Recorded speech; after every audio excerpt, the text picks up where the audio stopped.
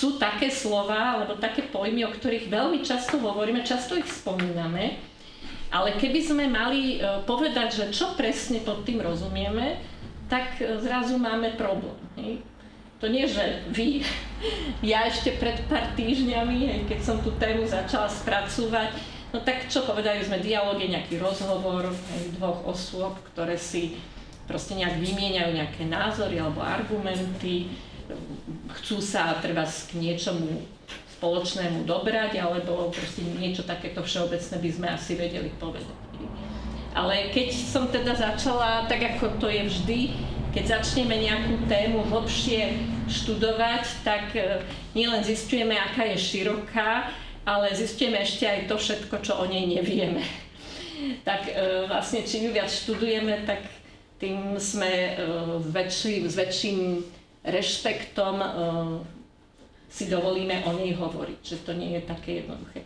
Takže zoberte to tak, že to, čo vám chcem povedať, je to, čo som doteraz nejak skúsila naštudovať, našla, premyslela stále dokola a čo sa mi zdá, že môže byť inšpiráciou aj pre vás, nie nejakým naliatím nejakých poznatkov, ale inšpiráciou zamýšľať sa nad tým, že čo všetko vlastne ten dialóg v našom živote znamená a čo je ten pravý dialóg a ako ten pravý dialóg súvisí vlastne s nami ako ľudskými osobami. Najznámejšie z dejinách filozofie, o čom ste sa už zrejme niektorí dočítali, dozvedeli, je taký typ dialógu, aký viedol Sokrates.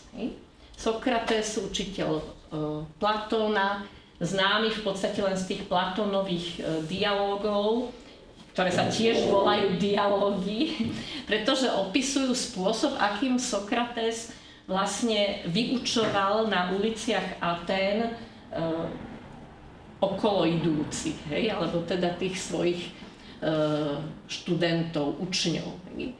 Zvyčajne Sokrates viedol dialóg s jedným človekom a ten dialóg spočíval v tom, že Sokrates mu kladol otázky a ten študent mal na ne odpovedať. A začínalo to zvyčajne takou otázkou, ktorá sa týkala tej témy, toho dialógu, napríklad spravodlivosť. Čo je spravodlivosť? A ten študent nejak odpovedal, no a Sokrates ho pomaly ďalšími a ďalšími otázkami dovádzal k tomu, že on si síce myslel, čo je to tá spravodlivosť, ale zistil, že si to myslel zle, že to nebolo správne. Hej? A potom ďalšími otázkami ho navádzal k akejsi odpovedi k tomu, čo to je. Ale nikdy vlastne ten Sokrates nepovedal, čo to tá spravodlivosť je. Nepovedal na konci nejakú definíciu, že to je takto. Hej. Nechal to také otvorené a tá jeho metóda sa volá majeutika, také pôrodnícke umenie, že on vlastne pomáhal tým študentom porodiť to poznanie, ktoré podľa tej Platónovej alebo tej náuky, lebo však Platón, keď písal o Sokratovi, v podstate sa nedá presne rozlišiť, čo už bolo Platónové učenie a čo učil Sokrates, bol presvedčený, že vlastne my už to poznanie týchto pojmov alebo vecí alebo ideí, máme už z toho sveta ideí a to znamená, že my sa musíme len rozpomenúť, čo to je. My sme to pri narodení stratili a musíme sa k tomu vrátiť. Takže toto bolo sokratovský dialóg, ktorým on chcel protirečiť sofistom, boli to vtedajšie učitelia rečníckeho umenia, za ktoré si dali platiť za to učenie a presviečali tých poslucháčov, že je vlastne úplne jedno, kde je pravda. Podstatné je, aby som poslucháča presvedčil, že ja tú pravdu mám. Ako keby, predstavte si teraz nejakého advokáta, ktorý síce vie, že ten, koho obhajuje, je vrah, ale vie podať tak tie argumenty, že nakoniec presvedčiť tú porotu, že nikoho nezavraždil. Že podstata je v tom rečníckom umení, nie v tom, kde je pravda. A Sokrates tvrdí nie. Podstata toho dialógu, alebo to je hľadanie pravdy. Začiatkom minulého storočia vznikol taká metóda, ktorá sa volá, že neosokratovský dialog. Založil prvýkrát tú prednášku, vtedy sa to nazvalo sokratovský dialog, mal Leonard Nelson, ktorý potom ešte so svojou spolupracovníčkou založil takú školu vo Valkenmühle a tam učili tých študentov pracovať touto metódou. Hej. Tá metóda vlastne spočíva v tom, že malá skupina ľudí podľa istého návodu, istého procesu vedie dialog. Hej. A zaoberá sa, hľadá odpoveď podobne ako ten Sokrates s tým svojim žiakom na nejakú základnú otázku. Napríklad, či je v nejakej situácii eticky správne klamať. No ale ten dialog, ktorý vedie tá skupina ľudí, má akési presné pravidlá a má takéto 4 hlavné znaky. Že ty v tom dialógu, keď vstupuješ, tak máš myslieť sám za seba. Teda nemáš sa odvolávať, že ja neviem, veď sa hovorí, alebo Biblia hovorí, alebo Kant povedal, ale ty máš proste povedať svoj argument, ako to ty vidíš. Máš myslieť konkrétne, čiže vychádzať zo skúsenosti. Ten dialóg začínal tak, že niekto povedal nejakú svoju skúsenosť a tú skúsenosť rozoberali a na nej hľadali to vysvetlenie. Že napríklad jedna dievčina povedala, že no, bola som na prázdninách, niekde na dovolenke v zahraničí, ochorela som, musela som ísť do nemocnice, ale svojej mame som napísala, že som v poriadku, aby som ju zbytočne akože nerozrušila, že som chorá, teda som vlastne klamala, hej. A teraz sa začne vlastne tá diskusia o tom, že či v tej situácii a za akých okolností, či to bolo správne, prečo tak robila, ona dá to svoje vysvetlenie, či to vysvetlenie je dostatočné a tak ďalej. Čiže takto sa pomaly postupuje. Ďalší taký znak je, že myslieť spoločne. Hej. Čiže snaha nájsť spoločné riešenie alebo spoločnú odpoveď na ten konkrétny problém. Hej. Nie o tom, že ja mám takúto, ja mám hen takú. Spoločné hľadanie, počúvanie a hľadanie. Čiže pri tom spoločnom hľadaní treba na chvíľku ako keby stíšiť to svoje okamžité, čo nás napadne, svoje okamžité riešenie a počúvať tých druhých, aby som vedel aj vlastne z čoho oni vychádzajú. Lebo tak ako mnohí, čo sme boli na tej poslednej prednáške v minulom roku v júni, tak Mária Tyňová hovorila, že vlastne my máme za všetkým, čo robíme, sú nejaké naše hodnoty, nejaké princípy, z ktorých vychádzame. A my často nevieme, nepoznáme hodnoty toho človeka, ktorý nejak na tú situáciu reaguje a má takéto a také riešenie. Cieľom tohto vlastne neosokratovského dialógu je vlastne nejak lepšie porozumieť sebe samému i druhým. Vlastne my pomocou tohto vedenia dialógu a toho vzájomnej výmeny získavame vhľad do tých vlastných princípov a postojov. Ja keď sa zamýšľam nad tým svojou skúsenosťou, tak vlastne až vtedy mi dochádza, prečo som toto takto urobiť, čo je za tým. Som sa bál, alebo naopak, chcel som niečo dobré, alebo som chcel uísť, alebo čo ma vlastne viedlo k takému konaniu. Hej? Čiže vhľad do tých princípov a postojov svojich, z ktorých konám, ale aj tých osobných. Hej? Aj keď sa v tomto dialógu nedôjde k súhlasu, môže dôjsť proste k nejakému iba kompromisu alebo konsenzu, alebo dokonca sa zistí, že tá skupina má tak rozdielne hodnoty a princípy, z ktorých vychádza, že proste nie je možné dôjsť k niečomu. Hej? Ale tí propagátori tejto metódy hovoria, že nech je záver toho vedenia dialógu akýkoľvek, vždy je ten dialóg užitočný.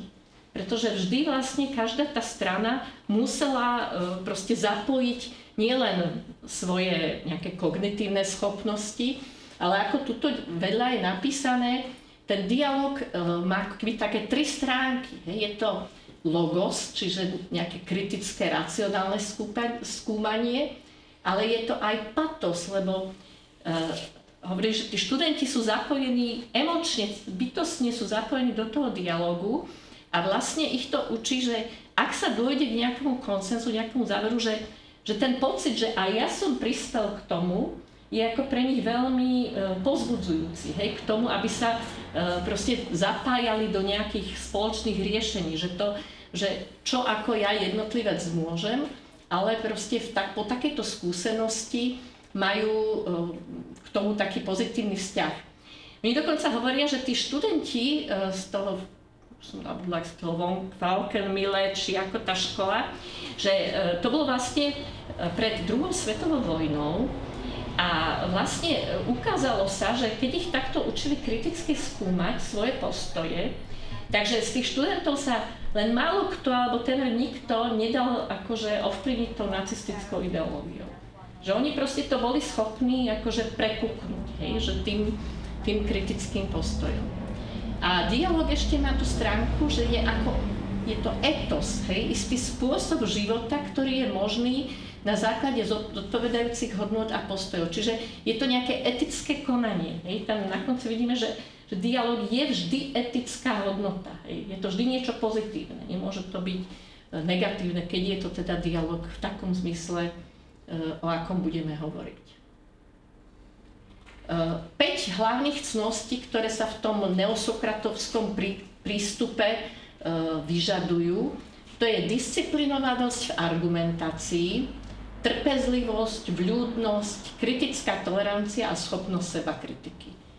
Tak myslím, že tie pojmy sú známe, možno tá disciplinovanosť v argumentácii je, že dodržať to, čo sa že hovorím konkrétne, hovorím za seba, hej, neinterpretujem druhých, počúvam, som trpezlivý alebo otvorený aj voči ich výpovediam.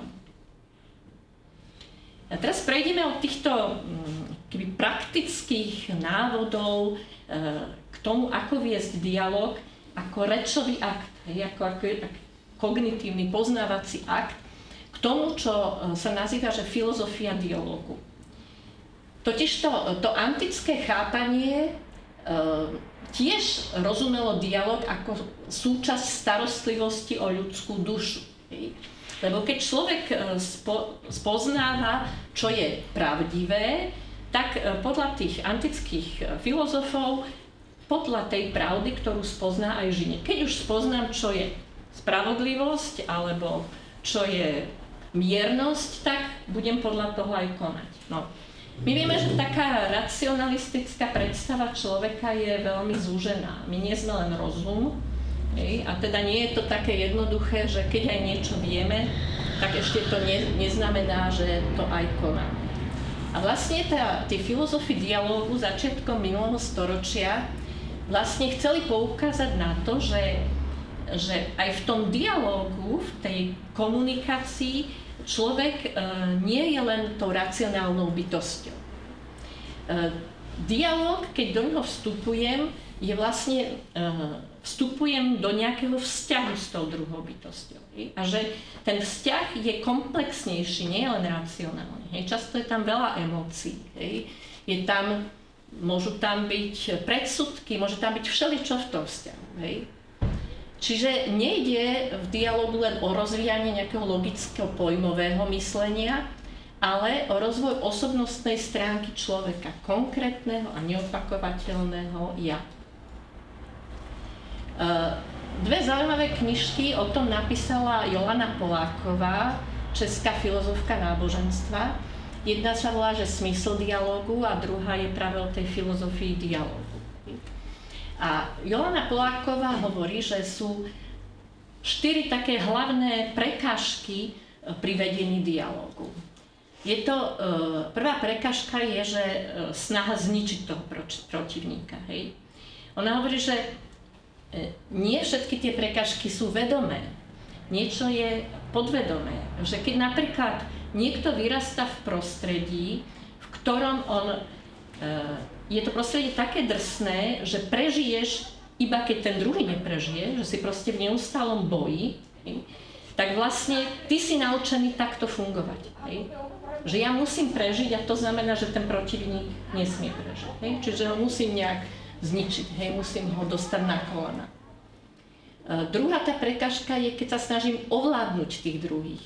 To ovládanie nechce zničiť toho protivníka, lebo práve, že ten, čo chce ovládať, on potrebuje niekoho, kto ho ovláda. Hej? Čiže ho tak manipuluje a ovláda, udržuje v takom postavení, že vlastne, ktoré nepripúšťa dialog, pripúšťa len prijatie vôle ovládajúceho. Hej? Jeho pocitov, myšlienok. Niekedy sa to môže diať pod rúškom, že je to pre jeho dobro. Súka. Bohužiaľ, teda mnohé tie prípady zneužívania aj v cirkvi takýmto spôsobom fungovali. Že matka predstavená, alebo ty musíš toto, lebo to je pre dobro a proste tak tých ľudí akože namotali, že robili potom veci aj, ktoré im samým ubližovali a ktoré vôbec neboli v súlade s tým. Ak niekto má záujem o takúto knihu, ktorá takéto prináša informácie alebo hovorí o tom, jedna veľmi ťažká kniha je Zuzany Tučkovej Bílá voda, o tom, ako sestričky za totality internovali v tom kláštore na Bílej vode. A druhá taká zaujímavá knižka je, že Jak zabiť Ježíše. A tu napísal švajčiarsky Dominikán, ktorý dlhé 10 ročia skúmal tie problémy zneužívania v cirkvi a práve poukazuje na to, ako často sa vlastne v tých prípadoch ukazuje tá potreba ovládnutia toho druhého, dokázania si svojej moci. Hej. Ďalšia prekažka v dialogu je parazitovanie na druhých. Parazitovanie vychádza z deformácie princípu dávania a príjmania. Ideme ďalej hovoriť o človeku ako osobe a o tom, že my keď odmala ako vyrastáme, najprv sme naučení príjmať. Od matky, od rodičov, od okolia, všetko sa učíme v tom príjmaní. A až v istom veku začíname dávať a učíme sa dávať. Učíme sa dávať nielen recipročne, že keď za to niečo dostaneme, ale aj nezištne. A to parazitovanie na druhých je vlastne vychádza z takej deformácie, že ten človek chce od druhého len brať, hej, nechce nič dať a ešte navyše to často robí zase taký manipulatívnym spôsobom, že donúti toho druhého mu dávať, vlastne bez jeho vôle od neho čerpá, hej, alebo berie. A nechápe, že proste ako môžu niekto dávať proste s radosťou a niekto príjmať s vďačnosťou. Zase to môže byť proste dôsledok nejakej chybnej výchovy alebo nejakého prostredia, v ktorom žil. Ale nevylučujem, že môžu byť ľudia, ktorí majú iný dôvod k tomu. A poslednou prekážkou dialógu je ľahostajnosť. Chcem sa síce naučiť s tými druhými musím s nimi nejak prežiť, tak s nimi budem vychádzať, ale v podstate ma nezaujímajú. Nezaujíma ma, čo si myslia, aké majú hodnoty. Proste je to čisto utilitaristický spôsob, že ako sa mám správať, možno niekto, ja neviem, v zamestnaní nejakom, alebo nejakých zlých vzťahoch. No dobre, nejak len aby som to prežil, ale nebudem nijak komunikovať s tým, lebo mňa nezaujíma, čo si on myslí. Hej. Dôležité je to, čo si myslím a čo chcem ja. Naopak, aké sú podmienky dialógu podľa Johany Polákovej? To je sloboda, zodpovednosť a tolerancia. Sloboda znamená, že ten dialóg musí byť slobodný od tých prekážok. Ona popisuje také konkrétne príklady v tej svojej knižke, ako vlastne človek, aj keď treba vyrastá v tých zlých podmienkach, aj keď je proste naučený nejakým spôsobom jednať s tým druhým, tak môže začať na sebe pracovať a vlastne postupne odstrániť tento chybný modus, s ktorým pristupuje k druhému, ako k niekomu, koho treba proste, povieme, nejak vycicať, zobrať od neho, čo chcem a nechať ho tak, alebo ho dokonca nejak zničiť. Druhá podmienka je zodpovednosť. Že zodpovednosť za druhého.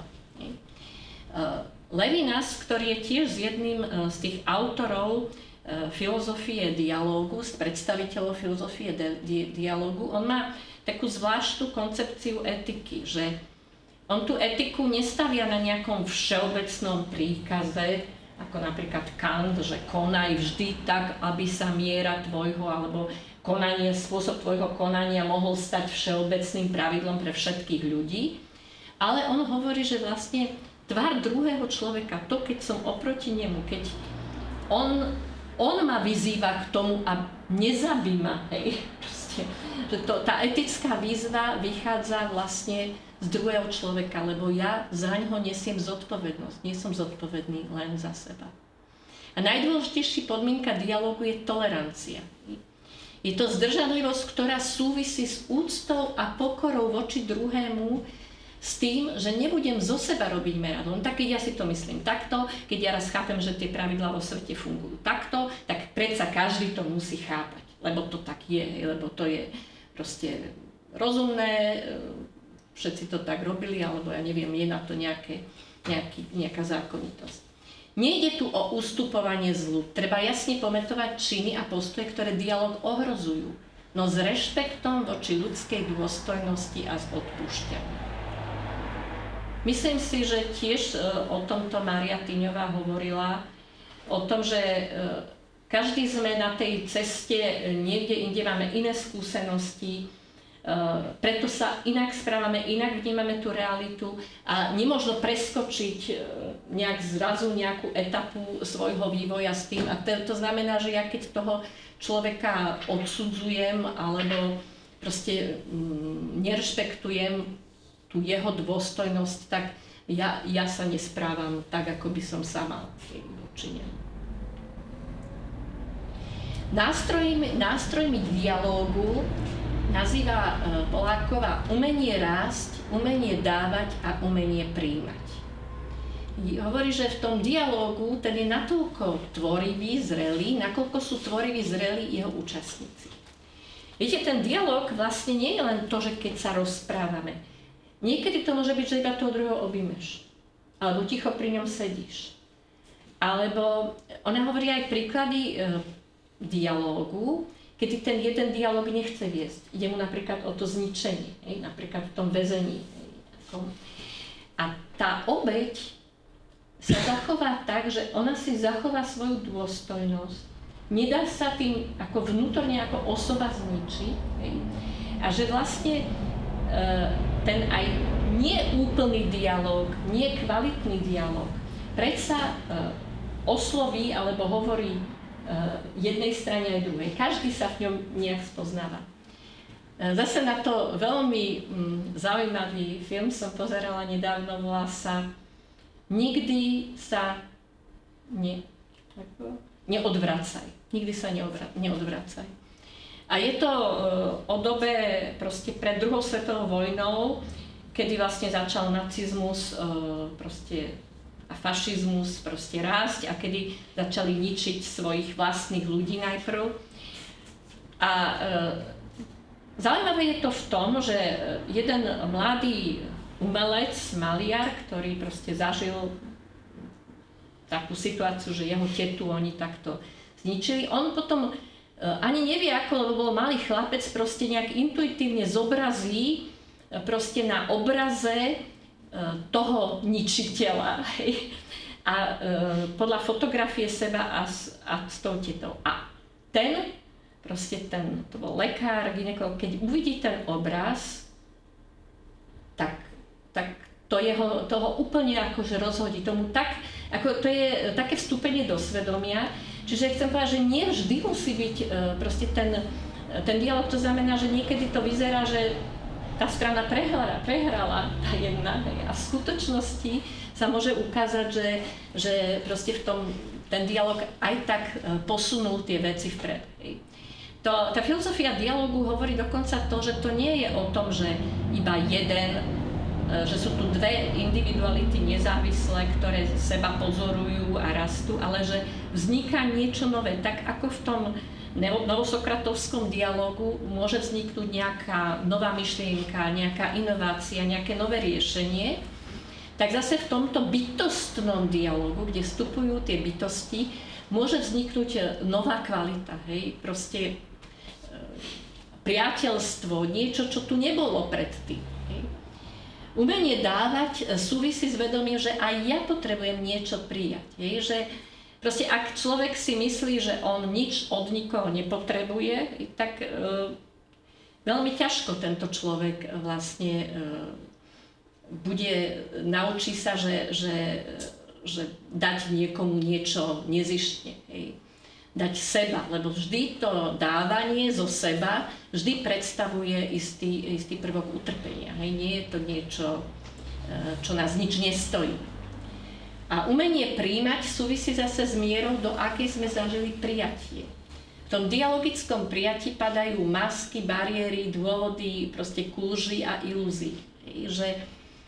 Že to umenie prijímať v tom dialogu znamená, že vieme vytvoriť také prostredie, aby ten človek, ten druhý sa cítil so mnou úplne bezpečne. Že som ho prijal, že je proste prijatý, aký je. Nie iba jeho časť, nie iba tieto vlastnosti a nie iba to, čo som si ja na ňom vyslal.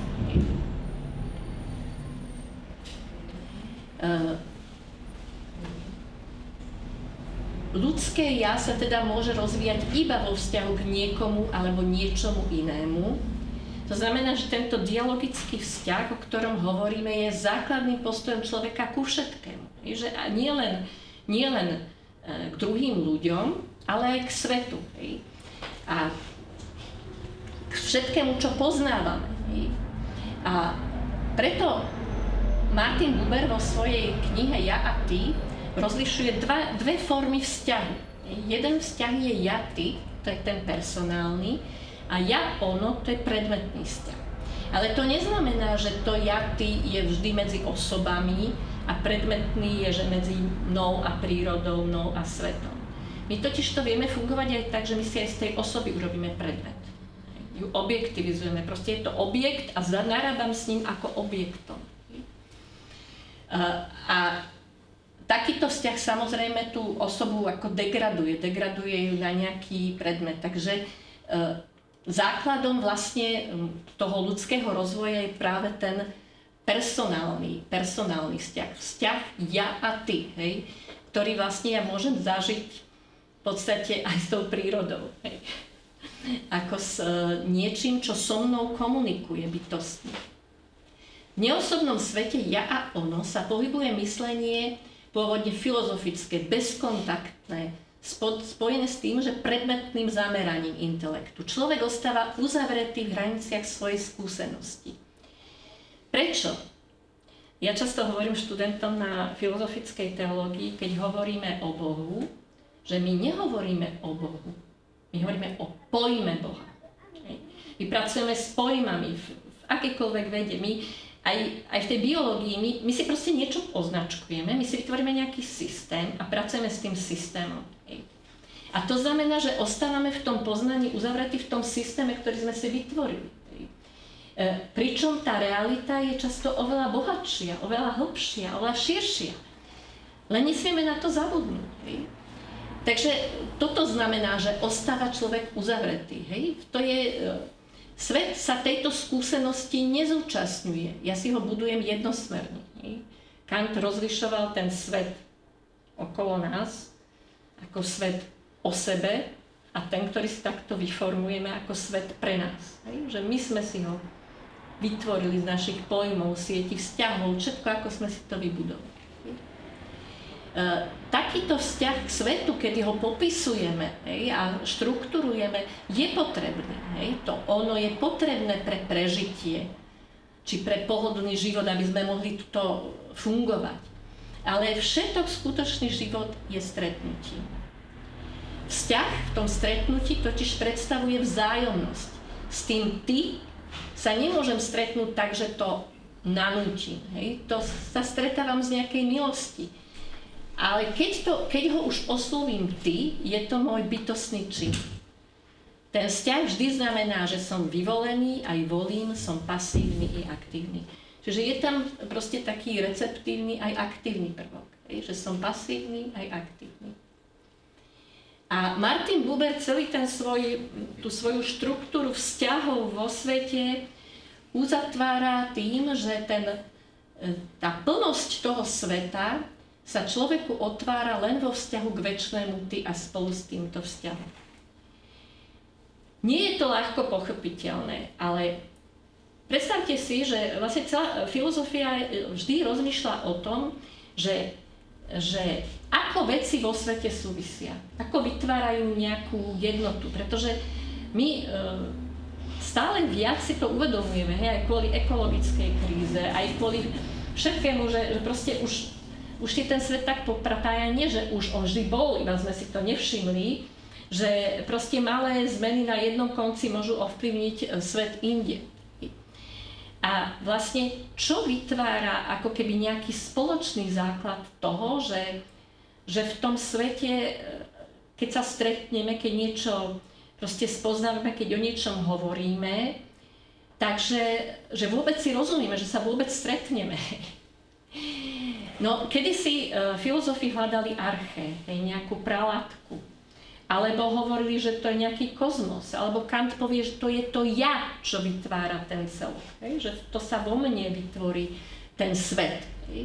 No a Buber povie, že podľa neho ten základný vzťah je vzťah k akémusi ty, ktoré reprezentuje takú plnosť reality.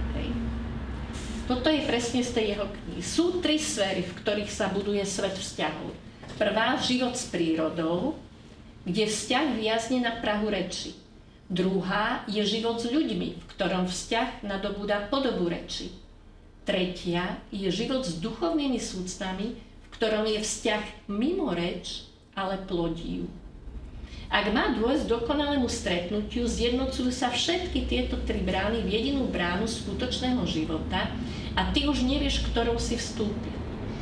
Že do toho poznania alebo do toho prijatia skutočnosti, ktorú chápem v svojom náprotivku ako ty, ktorú stále poznávam, môžem vstúpiť aj cez vzťah s prírodou, cez vzťah s ľuďmi alebo cez vzťah s Bohom. A neviem, ktorou som vstúpil, ale dostávam sa do tej siete vzťahov. Zvláštne postavenie tu má život s ľuďmi.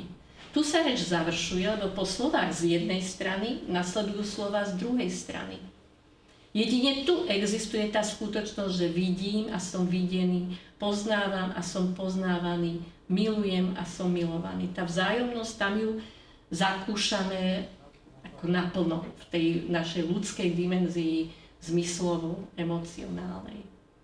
Ale Buber pokračuje a hovorí, vzťah k človeku je skutočným podobenstvom vzťahu k Bohu. V ňom sa skutočnému osloveniu dostáva skutočnej odpovede. Lenže v Božej odpovedi sa nám zjavuje všetko, celý vesmír ako reč. Tu si Buber pomáha vlastne zážitkami mystikov, ktorí povedali, že v tom mystickom spojení s Bohom, ktoré zažili, vlastne ako keby pochopili základ celej skutočnosti. Inak ako my. My poznávame proste diskurzívne po kúskoch, my si pridávame, to naše poznanie sa skladá. Ale taký intuitívny vhľad, ja som rozmýšľala, že aký príklad na to uviesť. Že predstavte si, že vidíte nejaký dom, najprv ho opíšete, že má také múry, takú strechu, také má okná, aký má tvar. Potom by ste už mali aj plán toho domu, tak by ste povedali, že na základe týchto plánov bol, potom by ste povedali, že z takýchto materiálov bol postavený. Potom by ste vedeli, za akým proste cieľom bol postavený, kto tam má bývať. A keby prišiel fyzik, on povedal by ešte, aké všelijaké fyzikálne zákony sa museli dodržať. Chemik by povedal, z akých, ako boli zložené, ja neviem, malta, cement. Proste to množstvo tých informácií, čo by sa dalo len o tom jednom dome povedať, sa zdá, že je temer až nekonečné, hej? Že vlastne kedysi tí starí filozofi za plné poznanie považovali to, že čo vlastne my nemôžeme nikdy dosiahnuť, čo dosahne len ten Boh alebo ten najvyššia bytosť, to je, že by som vedel o tom všetko. O tej veci úplne všetko. Jej príčiny poznal, to ako funguje. Človek je svojou bytosťou, svojou prirodzenosťou je dialogická bytosť. začala som to tým, že ako odmala, proste my, či chceme alebo nechceme, proste my žijeme v dialógu s našimi najbližšími. Možno na to by boli zaujímavé tie štúdie, to tiež myslím Maruška spomínala, keby teda nevyrastalo to dieťa medzi ľuďmi, ale medzi zvieratkami, že akým spôsobom by sa rozvíjal. My sme síce aj súčasťou živočíšnej ríše, hej, ale niečím prekračujeme tú rovinu organického života, ktorá vlastne sa život organický, biologický, živočíšny chce udržať sám seba, hej? Chce sa udržať v nejakých hraniciach, hej? Aby prežil. Ale človek, ak keby chcel siahnuť poza tie hranice, chce viac ako iba ten základ, hej? Skôr akúsi otvorenosť vyjadruje, vzťahovú. Opäť Buber hovorí, že pretože človek je zakorenený transcendentne, mimo iba toho materiálneho. V čom sa to prejavuje? Že my môžeme slobodne nadväzovať vzťahy, dialogické, pomáhajúce, milujúce, tvorivé. To, čo sa hovorí, že človek je teda bytosť, ktorá si uvedomuje samú seba a môže robiť slobodne to, čo sa sama rozhodne. Osoba je nezničiteľná, nemôže sa používať ako prostriedok, je slobodná a tvorivá. Čo to znamená, že je nezničiteľná? Hovoria, že keď aj môžeš psychicky týrať človeka, fyzicky, ale ako keby nejaké jadro toho, čo tvorí tú ľudskú osobu, to keby ostáva nedotknuté. Hej? Že boli tam uvedené také príklady tiež z koncentračného tábora, kde proste našli po rokoch v stene nejaký papierik, kde ten väzeň vlastne už asi pred smrťou napísal, že nech tá jeho smrť nie je márna, nech proste prispieje k odpusteniu tým ničiteľom. Proste niečo, čo je ako nepredstaviteľné v svete ako si biologického života, že ja by som svoju smrť chápal ako nejakú obetu za to, aby tým mojim väzniteľom alebo tým mojim tyranom bolo odpustené, alebo aby sa zmenili. Človek ako osoba má schopnosť tvorivo sa podieľať na nejakom dialogickom spoločenstve s druhými. Niektorí ľudka chodili na prednášky do Univerzity 3. veku na fakultu a tam som hovorila o Gabrielovi Marcelovi a o smrti a o jeho predstave intersubjektivity, že to keď nadviažeme hlboké spoločenstvo s druhým, tak to, čo vzniká, to naše spoločné my, je viac ako ja a ty. Hej? To je proste ešte nejaká nová skutočnosť, ktorá tu nebola v tomto svete a ktorá vzniká v takomto hlbokom spoločenstve. Osoba sa dáva poznať len nakoľko ona chce a spôsobom, akým chce. To je vlastne šťastie i nešťastie nás ako osôb, lebo my sami sa rozhodujeme, či nadviažeme ten dialog, či budeme žiť v tej otvorenosti voči tomu druhému, alebo či sa uzavrieme do nejakého svojho rámca, že tuto už ďalej nepôjdem, lebo však tuto končí ten svet, ako si ho ja predstavujem. Hej? A to vlastne opisuje v týchto pojmoch Poláková ako inakosť, univerzalitu a receptivitu a identitu. Hovorí, že vlastne inakosť je to, čo považujem, že je mne nedostupné. Hej? To, čo poznám, je mi niečo známe a to neznáme, čo je za mojimi hranicami, hej? Tak to je to iné. Hej? A vlastne niekedy sám sebe tie hranice tak zúžim, že mi bránia vidieť to, čo je za ním. Univerzalitu chápe ako nejakú základnú vlastnosť skutočnosti, ktorá zahrňuje všetko, ku ktorej sa všetko zbieha. A najvhodnejšie označenie tejto vlastnosti je teda Boh nie ako myslený či vyslovený pojem, ale ako jedinečné oslovenie. Nie ten pojem Boha vykonštruovaný, ale to, keď hovorím ty.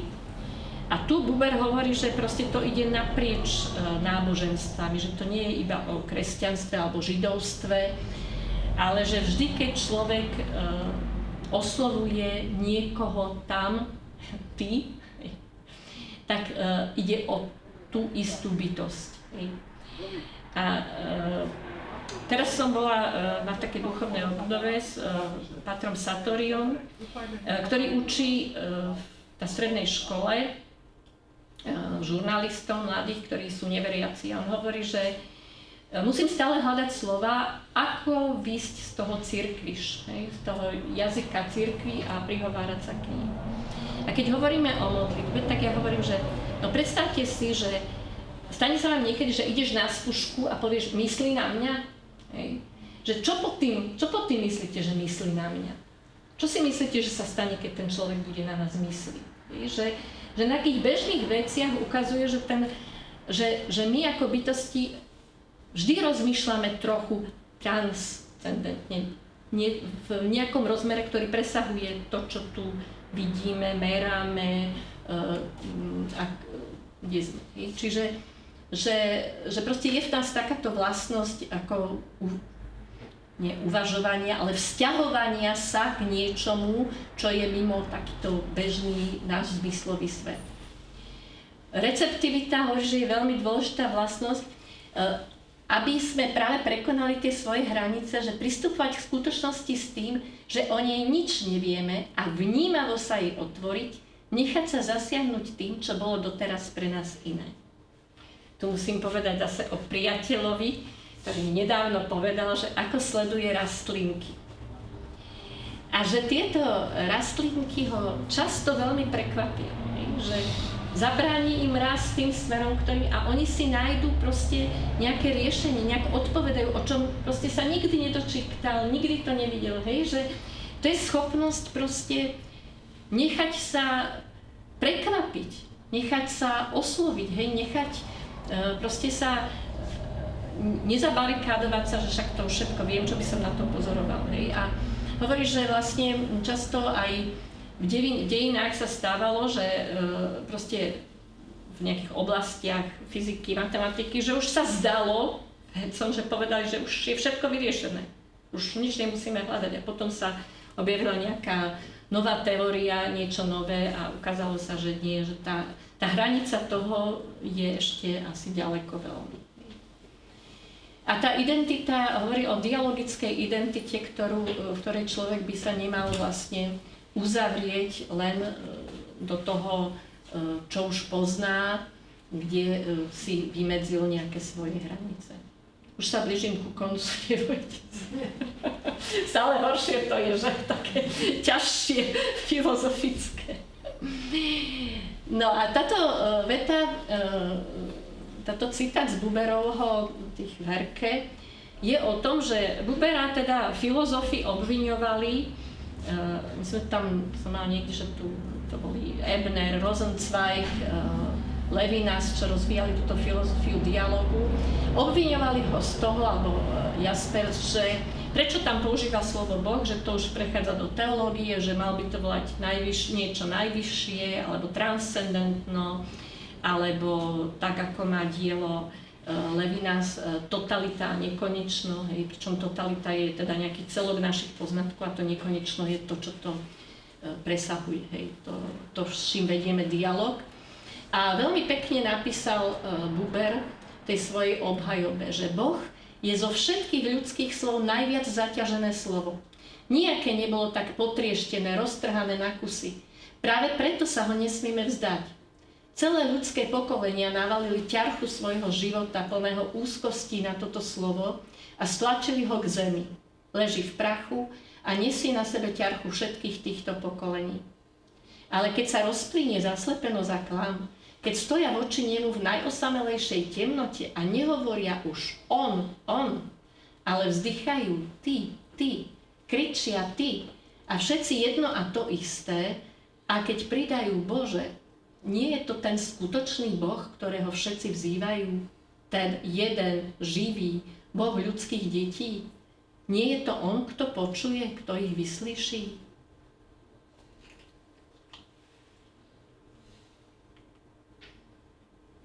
No a nakoniec už iba také praktické závery, že čo ten dialog prináša, asi nezhrnula som všetko, čo tam bolo, že to dialogické poznanie neostáva uzavreté samo v sebe, ale prekračuje svoje hranice k tomu, čo je iné. A preto je najlepším nástrojom na odstránenie predsudkov, netolerancia, stereotypného myslenia. Kultúra dialogu umožňuje nám odhaliť niečo nové a nemusia to byť len nové myšlienky, ale proste nejaké nové skutočnosti, o ktorých sme netušili. Etos tej slobodnej receptívnej pokory stál na začiatku filozofie aj novovekej vedy. Myslím, že mnohí vedci a filozofi sa vlastne nedali odradiť tým, že no však tuto už nemáme čo bádať, ale ako keby ich stále hnalo niečo vpred, ešte prekračovať tie hranice toho, čo už sa vie, čo sa pozná a čo sa berie za samozrejme. A preto často našli nejaký nový objav. Hej. Neviem, či takto postupoval Einstein, keď našiel tú teóriu relativity, ktorú asi by sa smiali, čo to vymýšľa. Dialóg je predpokladom aj demokratickej spoločnosti, ktorá sa vyznačuje kultúrnym pluralizmom, rozmanitosťou pohľadov a spôsobov života. Vlastne jeden môj zdroj, z ktorého som čerpala, bol ten kolektív autorov Sila konsenzu, rozvoj kompetencií pro demokratickou kultúru prostredníctvom neosokratovského rozhovoru. Túto metódu vlastne rozvíjajú skupinu aj na niektorých školách, pracujú vlastne s mladými ľuďmi touto metódou. No a tie ostatné diela som už spomínala k smyslu dialógu, filozofie, ja a ty. Ďakujem vám za pozornosť a dúfam, že vás nejak inšpirovala táto moja prednáška.